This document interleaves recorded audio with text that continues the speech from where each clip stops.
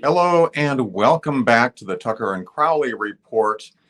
Franklin Tucker, editor of the Belmontonian, joins me, and I'm Mike Crowley. And I just want to remind viewers that any opinions expressed on this program by myself or Franklin Tucker do not represent the views of the Belmont Media Center, the town of Belmont, Comcast, or Verizon. So, Franklin, what's up in the news? Lots of things are up in the news. We had a very eventful select board meeting on Monday. Okay. But before that, we got information that of one of the largest residential projects coming to Belmont since the Hill Estates, and that would now be, where would that be located? It would be right at the controversial Pure Coat North Plating Company, which is at Hitchinger and at the entry of basically the high school. So Franklin, tell me what we know about this proposed development. How far along is it? Well, the property is owned by the Tossi family of Belmont, and there's been the town has been very interested in this property simply because of that the company that's right there now, Pure Coat, is a very industrial heavy plating company, which is kind of counter of what you have in that area, which is school and residential area. So the town has always, one time the town wanted to seek to buy the property because they wanted to put a electrical substation there, and It turned out that would just go down the street to Fletcher Street. But let me ask you this, Franklin. I mean, is Pure Coat still an operating business? Oh yes, it is. And so the owner of the property is not Pure Coat, and it's the owner of the property that's considering selling. That's right. Okay. It's so what the proposal is. That they would like to make a purely basically a residential complex, apartment complex with 225 units, 150 of those, 2-bedroom. It would be and it would be 5 stories from Brighton Street all the way down Hittinger to the high school. Where the doggy daycare is. Yeah. And the train tracks. So you get some idea of where that would be. 225 units and 5 stories high with a commercial storefront on the bottom, on the first floor. Okay, so just in terms of staging of this proposal, what would have to take place for this proposal to go forward? I mean, there's a whole lot of process involving planning board, et cetera. That's right, and the Tossi family this is at the very beginning of the process. This is something that came in about a month ago to the town administrator's office, and so what they're asking is that this property is built by right, which means they want to see maybe zoning changes as maybe part of the MBTA communities project, and that would allow them to build without many special permits. But it wouldn't mean that this site, which will need a lot of environmental cleaning. Sure. That doesn't mean it's going to skip out on that. They're still going to have to go through many of the planning board process, simply because of what they're trying to build. But it would also give them a great leeway on what they can build. Okay, and so Franklin, just the mention of planning board process provides a nice segue to the next thing that we'll be talking about, and that's there's been a change in the chair of the planning board. What can you tell us? Yeah, it was a big surprise.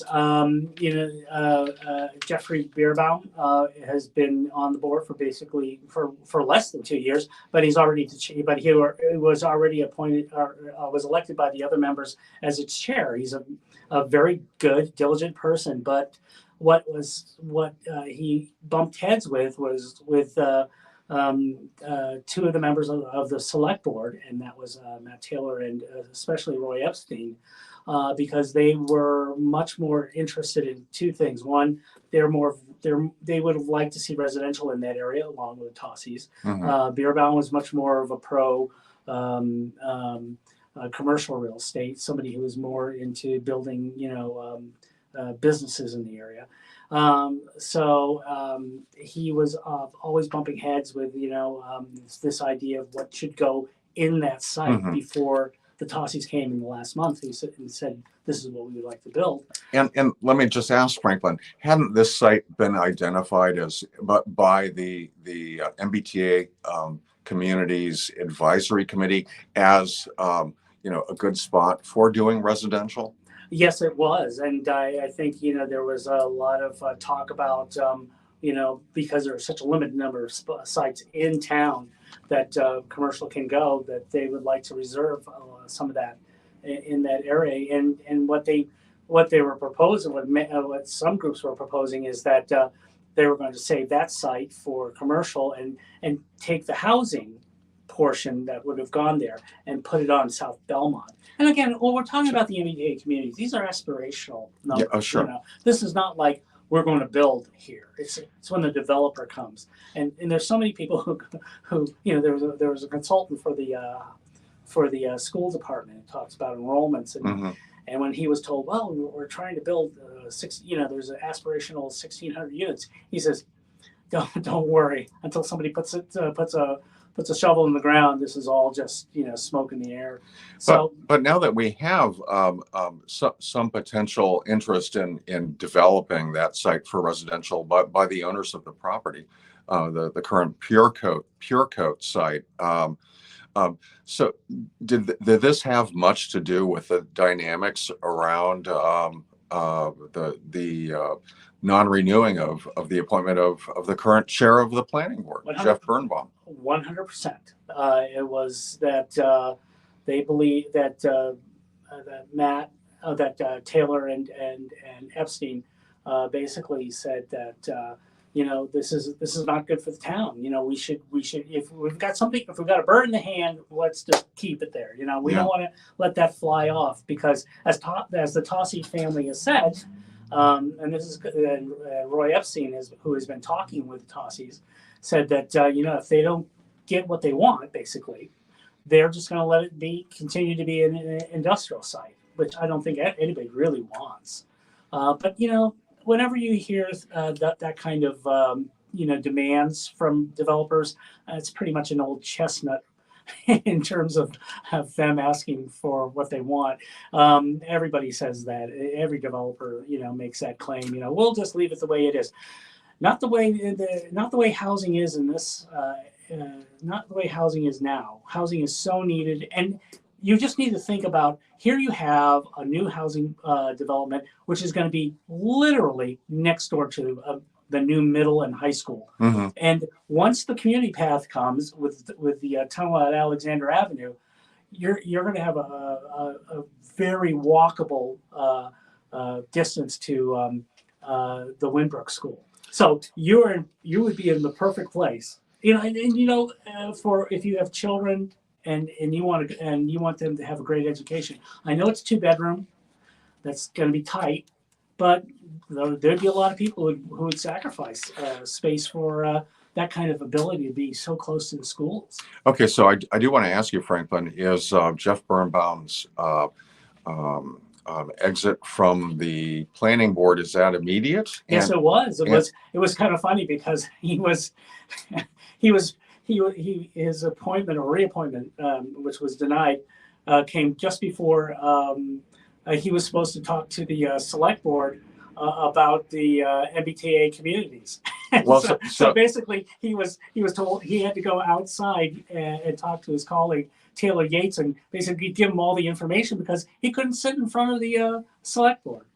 All right. So has and just in terms of timeline here, has a new chair of the planning board been appointed as of now? Yes, the next day Taylor Yates was appointed, and they're moving. And you know what is very positive? They're going to be coming before the select board on Monday concerning maybe having asking for money for a consultant to do some final work, because they would like to get a pre-approval they want to give it to the state 90 days before they have to actually make a presentation to the state, and they've been working very hard, but they would love to have like a little bit of help. Now that doesn't look like it's going to go forward because Roy Epstein, the select board member, has taken it on himself to be that person, to be the consultant. He's really taken a hold of this process.